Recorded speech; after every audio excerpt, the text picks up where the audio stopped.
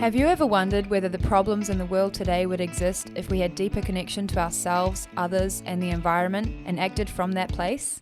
Welcome to the Conscious Action Podcast with your hosts Brian Berneman and Kayla Greenville, who believe that connection is the key to taking conscious action as individuals and creating a better world. We are here to raise awareness and inspire meaningful action by sharing stories, knowledge, and conversations with thought leaders and change makers. From sustainability to well-being and everything related to conscious living, our mission is to empower you to be the change that you want to see in the world. Welcome everyone to a new episode of the Conscious Action Podcast. I am Brian Berneman, your host, and I have the pleasure to be joined with the incredible Monika Muranyi, all the way from San Diego in the US. Thank you so much, Monika, for taking the time to be here with us and for sharing what you do all the time and what you've been doing now for a long time. And I know you, I've been following you and I've been following Kryon for many years. But for the people that perhaps are new and don't know who you are, who is Monika? What a great question, Brian. I think that's all of our questions, really. If we were to say, who am I? Isn't that really the meaning of life, for us to discover who are we? And to answer that question, who am I think the perfect answer is, I don't know. I don't know who I am, but I'm on a path of discovery to find out. And I think that's really my introduction to say, instead of Monika Muranyi is this, I still don't know. I am on the path of discovery. And I really hope that that is what brings you to listen to the Conscious Action podcast, is because you're also on a journey to discover who am I. And what I can share with you on the path of my discovery is that you and I are way bigger than anything we were ever probably told when we were growing up. Because really, our bodies, our 3D bodies that are here walking along on the beautiful planet Earth that we live on, we are simply having an incarnation of an experience. And our body contains, it's a vessel that contains these beautiful multidimensional energies that make up your soul. And your soul is everywhere and nowhere at the same time. So I think that's what makes it very exciting right now, is that I think our final frontier that we are exploring, it's not necessarily outer space. It's not really the deepest parts of the oceans, but the new frontier we are exploring is our own soul, which is vast in its magnitude. And there are so many new ways that we are discovering our soul and the interconnectedness. I mean, for years, we've had our teachers and yogis and gurus talking about the oneness that connects all things. And yet, when you look in the mirror in the morning and just see one face, one body, one set of eyes staring back at you, it tells you, or you think, that you are just one body, one thing, one soul. And yet your one soul is actually a soup of many souls. And that is what makes it possible for us to co-create in ways that we never even dreamed possible. But briefly, Monika Muranyi, I have a passion for exploring spiritual concepts and pulling those kinds of ideas and information together and presenting it in ways that other people can interpret. And my own spiritual journey led me to the work of a gentleman called Lee Carroll, who channels an entity called Kryon. And I actually don't even like using the word entity, because Kryon represents a group. You could kind of even call it angelic if you wish, because every message that comes through Lee, delivered from Kryon or the entourage of Kryon or the group of Kryon, is very powerful messages that are filled with love, benevolence, and so honoring of the human, so deeply honoring of the magnificence that is contained within each and every human that is on the planet. So I know, Brian, that was a little bit of a long Oh, that's answer. perfect. I love that. I love that because I think that, and this is one of the reasons why I don't like reading a bio of someone or saying stuff like, oh, Monika Muranyi is, and things like that, because we are so much more than those labels that we have and those things that we do. And as you say, it's that path and that journey of discovering that who we are and how we are interconnected. I love that. Thank you for sharing that. But one of the things that I'm really interested in is you mentioned your own awakening. Yes. What was your life before that, and what happened that made you awaken and be more aware? Okay, so my background is that I was born in Australia. I had Hungarian parents who immigrated to Australia. So I was born up in a Hungarian culture, but then got immersed into being Australian. And one of the things that I absolutely loved was being in nature. I loved the animals and the plants and learning all about them. So I actually went and got a university degree. Mm-hmm. And then I went on and did an honors thesis, and it was all focused around the environment. And this led me to a job working as a national park ranger within the national park system in Australia. And I absolutely loved it. Nothing gave me greater joy than to be heading out of the city to go to work, be immersed in the beautiful forests and parks, and really be working with the trees and the animals and the plants. Now, I had that connection, but the only kind of spiritual instruction that I was given was through the Roman Catholic Church. And I think there were moments where I would pray and say the Hail Mary and do all those things, but it didn't really create a spiritual practice in me. And I didn't really invest myself into the doctrine because there were things that were being taught by the church that didn't really align with what I was experiencing of the world. So I kind of had that little bit of an introduction, but it used to just be in the background. So for many years, I was working in the national park system.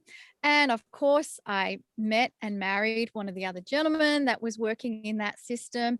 And for me, I felt I had the perfect life. I had a husband that loved me and loved the outdoors. We did everything together. We were living in a beautiful ranger house by a river. We would go fishing and hunting and doing all those things together. And then it wasn't until a couple of years into the marriage, and I was actually wanting to have a child with my husband. And I remember very clearly the moment when my husband at the time said, you know, I know we want kids, but I really don't want to have them. And that started to unravel the impending breakup of our relationship, because not long after, I was told that, you know what, I don't just not want to have children, but I don't want to be with you anymore. And so this really just cracked my heart open so deeply. It was such a deep wound for me. I was in a real trauma with it. And what's interesting to me is that marriages fall apart all the time. And yet, how we experience it individually has everything to do with our own life lesson or our own journey. Today, I am so thankful that my husband at the time had the courage to end our marriage, because it provided this opportunity for me to begin that question of who am I and how is it that this entire situation became created. I didn't have a clue. I was broken. I was weeping. I was so open to trying to find answers that I wasn't able to find in any other place. And, you know, the answers to my question came in a very unusual way. I would go to work and I'd be really crying, upset and miserable. And one of the guys I worked with would just tell me, you know, Monika, you should go and see my wife, Linda.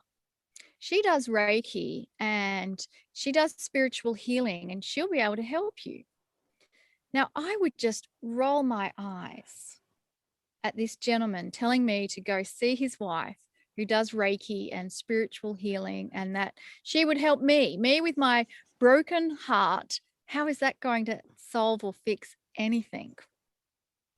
Now, at the time, it wasn't just my husband that had left me, but I was close to both of his parents. But in a very short space of time, both of his parents passed away.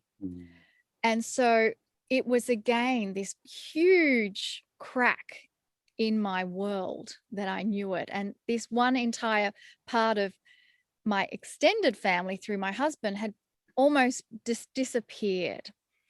And so finally, when this friend of mine kept saying, Monika, you should go see my wife, Linda, inside, I was just screaming that, oh my gosh, if he says this one more time, I'm going to explode. So to stop him from saying that again, I said, okay, Rod, I'll go and see your wife, Linda. Because in my mind, I thought, nothing's going to happen. I'll have satisfied him to go and see his wife and I can move on. So I went to go and see his wife. And as soon as I walked in the door, she started telling me, oh, Monika, yes, I knew you were already here. I had your angels tell me you were down in the corridor and I was ready for you. And she proceeded to talk to me about my mother and father-in-law that had just passed away. And I knew that I hadn't shared that part of it with Rod, so she could not have known that.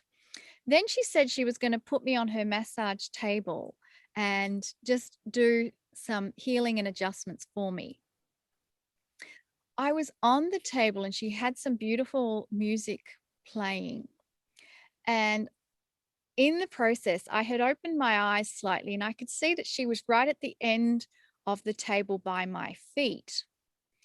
And when I closed my eyes, I felt two hands pressing on my shoulders. And I knew it was not her. And I also knew that it was my mother-in-law who was there with me. And it just kind of cracked open this space of knowing when something is so real and yet never having the 3D brain to put it all together. So I actually had 2 more sessions with Linda after that one. And it really began my being open to learning about energies and other aspects that I had no idea about. I started devouring books on anything spiritual, such as The Lightworker's Way by Doreen Virtue, The Celestine Prophecy, The Secret, anything I could get my hand on that was a realm of spirituality that I had never been exposed to. Now, something also happened in the last session that I had with Linda. She had some music playing and it took me into almost like a trance. And I got this very clear vision of some Indigenous in a canoe, and they were chanting and they were calling me in the chant. And beside the canoe was this beautiful landscape of snow-capped mountains. And as they were paddling and chanting and calling me, I instinctively knew that it was Maoris in the canoe calling me to New Zealand. And when I returned home from that experience, I immediately started Googling ranger jobs in New Zealand. And there were so many jobs on offer. So I applied for 3 of them immediately online, and I received interviews for 2 of them and job offers for 2 of them. So that was just this wild thing of how that happened, where I just got that call, and I actually moved to New Zealand to work in one of the national parks there on South Island. And my very first yoga class in New Zealand, I was given a book called Kryon, Book 7, Letters from Home. And I started reading this book, and there was a tingling in all of my body, and the energy was just moving through me. And in that book, there was also a chapter on some energy work by a woman named Peggy Phoenix Dubrow. She's the originator of the EMF balancing technique. And as soon as I read her chapter, I just knew I had to do her energy work. But here's the thing. When you have a very strong intellectual brain that questions everything and gets into the logic, I had a journey where I was so open and feeling energy, and then I was resisting it and shutting it down. So I managed to orchestrate finding an EMF practitioner, teacher, to come and teach not just me, but 3 other students in my place. And that in itself is another story for another time. But I was midway through doing that training and then thinking all of this is nonsense. And I'm not feeling the energy that the other girls in the class are feeling. So it was this constant dance between surrender and resistance, and then surrender and then resistance. And so I want to just encourage those of you who are possibly on the beginning of your own awakening journey, that it's okay to question things with your logical mind. It's okay to resist things. The real way you're going to get your own answers is to surrender and open your heart. And if the energy or the information feels benevolent and loving and supportive, then keep following that thread. If you receive any information that tells you you have to do certain things, you should do this, it's only sequestered information for the chosen few, I would probably question that a little further.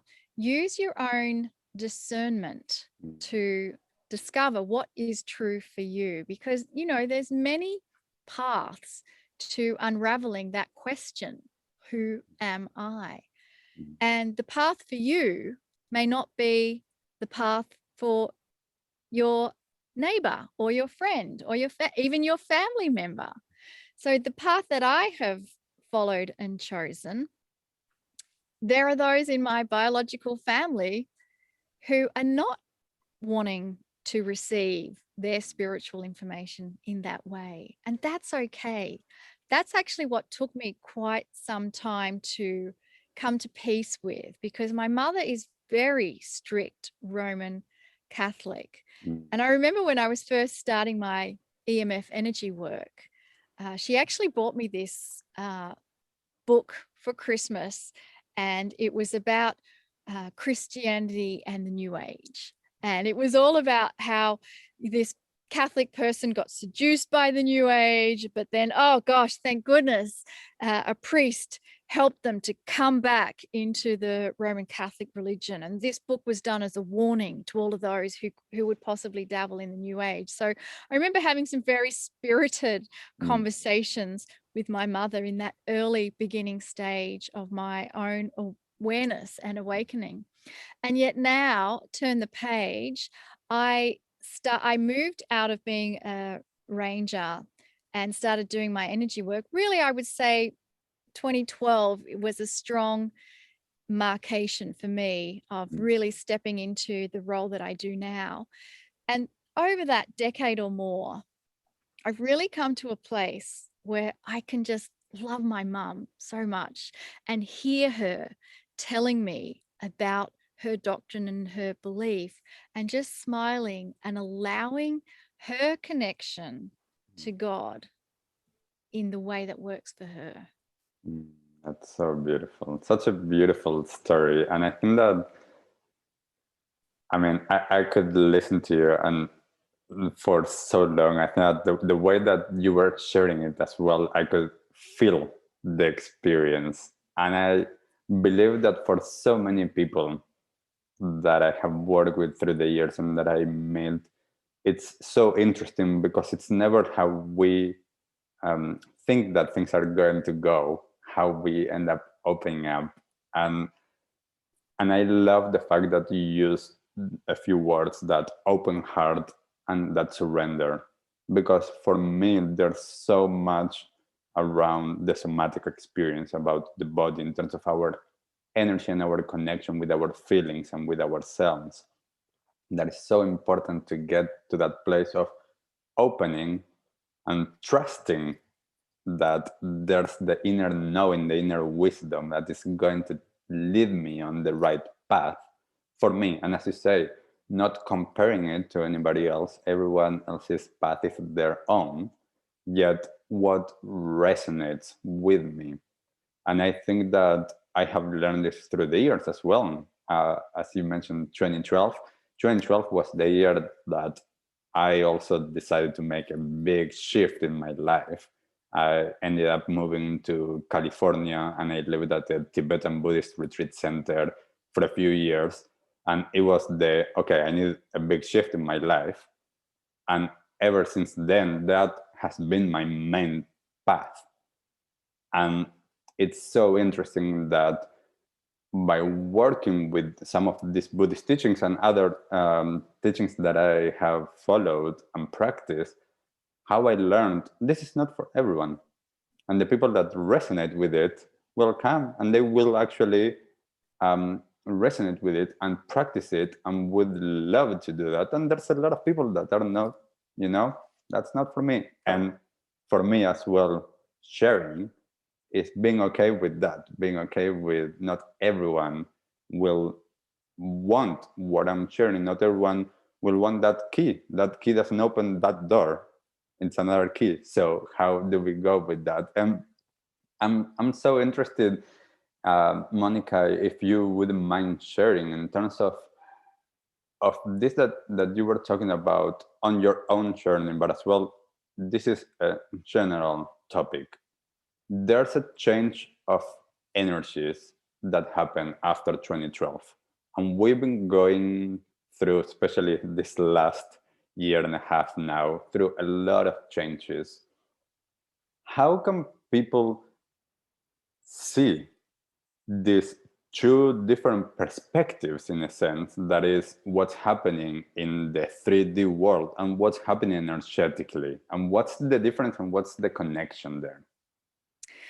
Well, that's a great question. And what I want to do is pull it towards what is happening now. We are in extraordinary times where the global planet has been stopped in its tracks because of the COVID pandemic. However you want to call it, we are going through a massive shift on the planet that for many, it's created fear, it's created chaos, it's almost like those who are invested in an old prophecy of Armageddon are saying, see, it's happening, it's happening, it's happening. Look at all the protests that are happening. Look at the movements that's been resulted, such as Black Lives Matter. Look at the Me Too movement with women. Look at the horrible things that are happening with human trafficking and having children in sexual slavery, and so many things on our planet that really look ugly and really cause people to be in dire panic and anxiety and fear and worry. So I want to just use that, what is happening right now, and see it from a different perspective, a different picture, where those things have been going on the planet for a very, very long time, but many of those were hidden or untouchable. And so now we're actually having so much light being generated on the planet from people who are awakening. And let's just look at that. What are they awakening to? We are awakening to a deeper truth of interconnectedness, a oneness of compassion, of love. And that energy, that vibration causes so much more light to be generated on the planet. And what happens when you put a light in a dark room is that all the things that were ugly are now exposed, because light is being shed onto that dark and ugly thing. And the reason it's being exposed is because we're going to create solutions to clean up those things that are no longer appropriate. So I love looking back in history. And if we just look at like one example, which is Queen Elizabeth and the monarchy. So we have this whole history of the kings and queens in England. And if we just look at how someone was replaced to get on the throne, we were really barbaric. There were always plots to kill the person that was on the throne so that you could get on the throne. That is a real old energy, old consciousness that today we take it for granted that no one's going to go and kill Her Majesty to get on the throne. It doesn't happen that way. But it took a long time for it to get there. So we're really in a massive rebirthing of consciousness on the planet.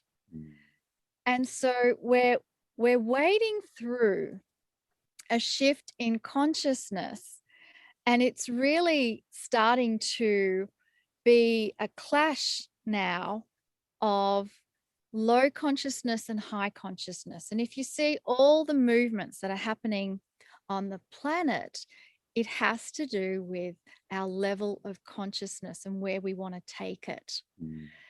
And so my advice is to not buy into what the media is giving us, not buy into the fear, not buy into the anxiety, but to just have a look at all these shifts and how it's going to generate solutions that we never even knew we had.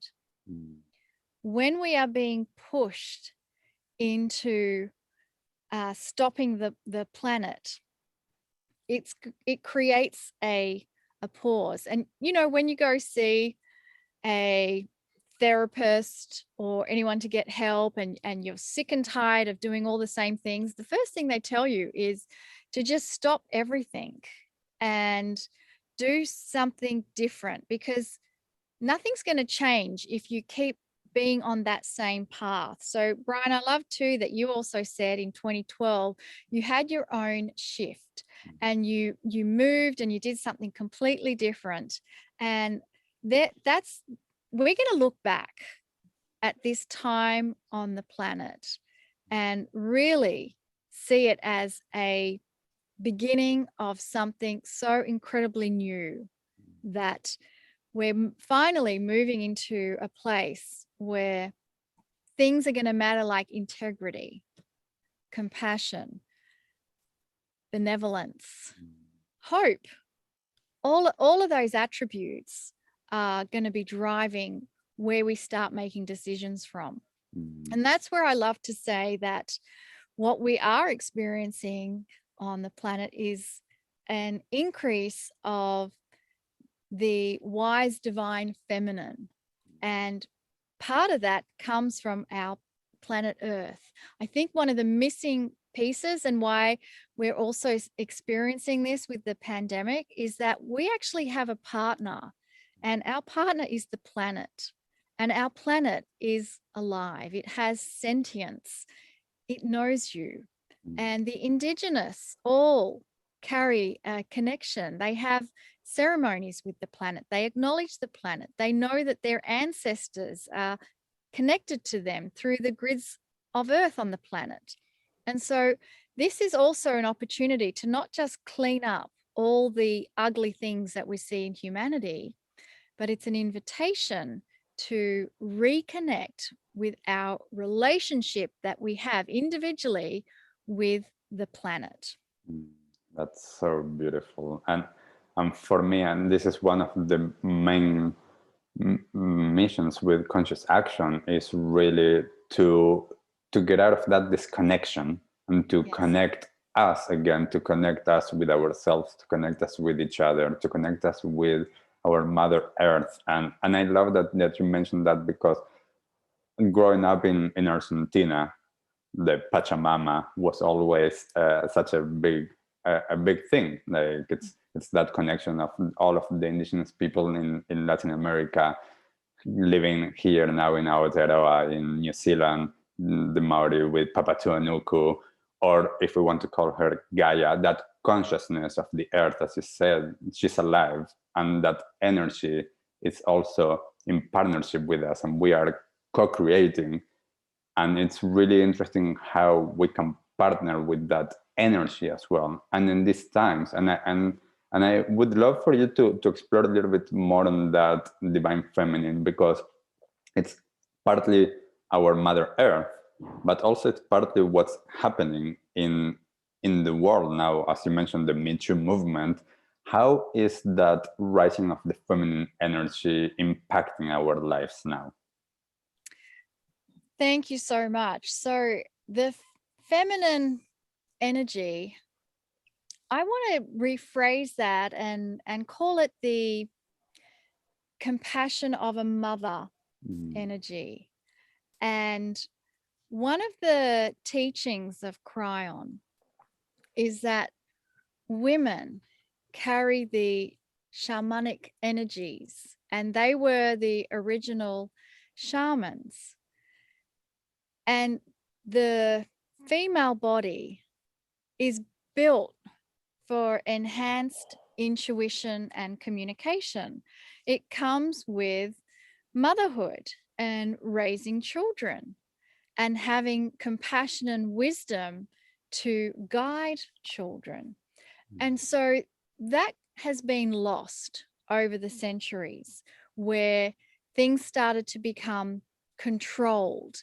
And the way you control is to have men in charge. And then how you then have all your men control is you give the men power to control women and children and animals. And so you maintain this structure of control by being the stronger one, that you can suppress those who are weaker than you in strength. And yet it wasn't always that way. Kryon has told us that the women gave the shamanic teachings, and the men actually counted on the women and their shamanic guidance, and not just spiritually. For example, when we were the hunter-gatherer societies, one of the things that in seafaring areas, men would go out and go fishing. So they would actually rely on the women through their intuition and connection with the planet to guide them to where to go for fishing. Imagine that, men being guided in navigation by women. And yet the men did it because they knew that if they followed that intuition coming from the woman, they would get the biggest catch of fish. So you can see that it was a real balance between the genders and allowing the communication. And also, when you're a little child, who is it that you want to go to seek comfort and advice and wisdom from? It's often the mother that you want to go to, because you have compassionate understanding, you have compassionate wisdom. And think of your, whatever background you're from, you may have someone that you look to spiritually, and think of that master. It could be Jesus, it could be the Dalai Lama, it could be anyone. But when you start looking at the attributes of that person, what they carry is that feminine, compassion, mother energy. So it's present in both men and women, because it's an energy that comes through the veil, what I call the veil, the creative source of all things, carries that divine, compassionate energy. And it's expressed more readily through women, because we are built to give life. We are the life givers, the life creators, and it's innately inherent in our DNA. And so I feel that when you have women guiding and leading and instructing, it creates a softness that creates harmony and balance. And that is what we're starting to see emerge on our planet. And this energy can be embodied by men as well as women. But predominantly, it's going to be shifting away from this masculine energy of power to a softness of feminine energy that is about cooperation and harmony and balance. So, I mean, when I look back again in history and see some of the more prominent female figures, many of them had to actually have very heavy masculine qualities to compete in their field to where they get to. Yes. And so now it really is evident with that Me Too movement, where those inappropriate actions against women have been happening for a very long time. But all of a sudden, it matters. And there is a energy that supports those with the voice that says enough, no more.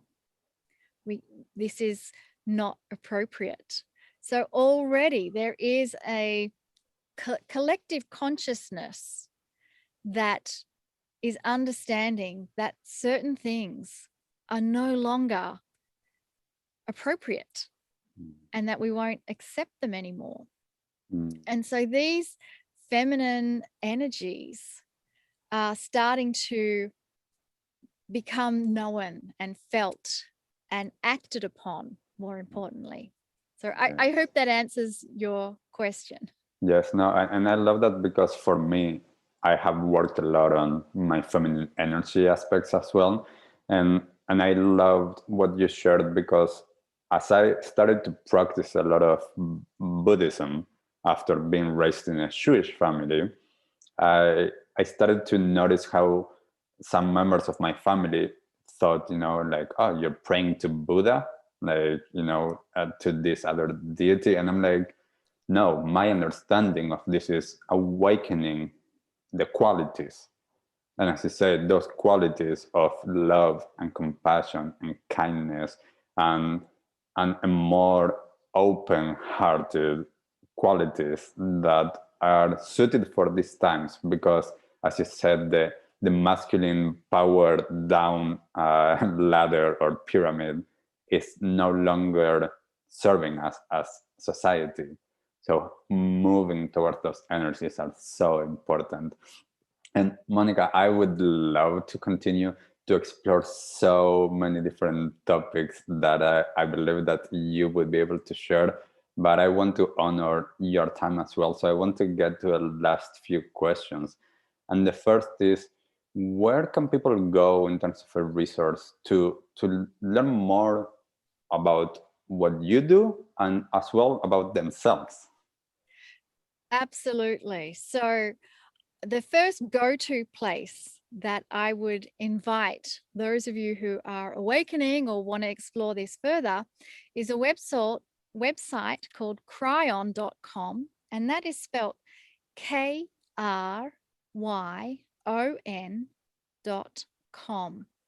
And the most popular place on that website, Kryon.com, is a place where there are hundreds of hours of channelings from Lee Carroll given through that beautiful, loving, angelic entity called Kryon. In that website, Kryon.com, there is a section called the free audio. You can go there and listen to the beautiful, empowering, loving teachings and messages from Kryon. Then there is also my own website, Monika Muranyi.com, MONIKAMURANYI, MonikaMuranyi.com. And I have loads of articles on that website that you can read. They're very short articles on certain topics. They are the two places that I would definitely recommend you to go and begin there and have a look around and have a play. Beautiful. I have been listening to Cryon's channelings with my parents for so many years now. It's such a wonderful resource and library of audios and teachings. And I want to say my mom keeps on telling me since she finished reading it, The Woman of Lemuria. That one I would recommend also everyone to go and get that book by Monika. My mom keeps on telling me you need to get it, and everything that my mom tells me in terms of that, I trust her, so I will do that. Monika, I want to know, as we're getting towards the end of the episode, what is the one thing that you wish everyone in the world knew? The one thing I wish everyone knew was that there is more to you than what you have been told. Inside of you is the most magnificent soul that has no beginning and no end. This planet is here in support of everything you do, and that you are loved beyond measure. So nice. I just got goosebumps. So wonderful. Thank you so much, Monika, for taking the time, and for everyone listening as well. Every Wednesday, Monika and Lee are doing the Healing Wednesdays as well. This is at least if you're in the US. If you're like me in New Zealand, that's on Thursdays here. But wonderful conversations on these times as well. And Monika, if people want to, on social media, where can they go as well if they're using social media? Yeah, absolutely. So I have my Facebook account, which is Monika Muranyi, and we also have a Facebook account called Kryon Lee Carroll. Those two places will allow you to connect through social media. And I'm really glad that you mentioned about the Healing Wednesday program that I've been doing with Lee Carroll. We give these every single Wednesday. It's available as a subscription. However, we give the first Wednesday of every month available to you for free for you to experience and enjoy. And the best way to find out more information about the weekly Wednesday healing circle is on Kryon Masters So Kryonmasters, or one word, .com, and that's KryonMasters.com, Kryonmasters.com. So I would love for you to experience one of those Healing Wednesdays. We have several of them now available to you that, again, every first Wednesday of the month is given to you for free. Wonderful. And we will have all of those links as well in the episode notes so that it's easier for everyone to get into them. Thank you so much, Monika, for your time, for sharing with us about your journey and about what you're doing. That is so wonderful. I always love to celebrate those that I believe are doing the things to make the planet and to make everyone better and to raise consciousness. So thank you for what you do all of the time and for taking the time to be here with us. Wonderful. Love and blessings to you, and thanks. Thank you. And thank you everyone for listening. Until next time. Bye. What did you like the most about this episode? Take a moment to think about what change you can make in your life today. Share your conscious action on social media using #ConsciousAction and tagging @ConsciousActionNZ so we can celebrate your impact on the world and create a ripple effect. One easy action we would love for you to take right now is to share, like, and subscribe to this podcast. This will help us get these messages out into the world and inspire more people to take conscious action in their own lives, contributing to the better world we hope for.